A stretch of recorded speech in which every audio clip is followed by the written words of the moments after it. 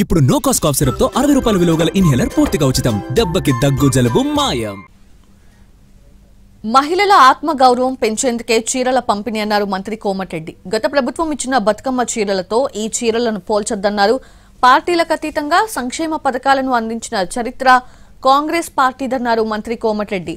Nalgonda collectorate ఉదయాదిత్య భవన్లో జరిగిన చీరల పంపిణీ కార్యక్రమంలో మినిస్టర్ పాల్గొన్నారు.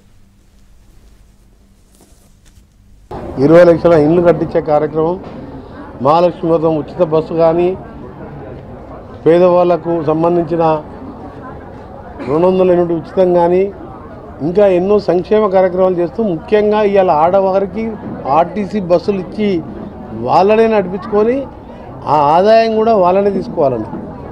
మళ్ళా ముఖ్యంగా పెట్రోల్ పంపులు అసలు ఏ రాష్ట్రంలో లేదు దేశంలో.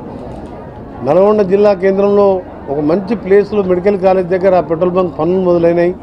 ఇప్పటికే రాష్ట్రంలో 2-3 ప్లేసెస్లో కూడా ఈ పెట్రోల్ బంకులు రావడం జరిగింది. ఏది ఉన్నా సరే ఆత్మగౌరవం, మహిళలు భర్తకు చేదోడు వాదోడుగా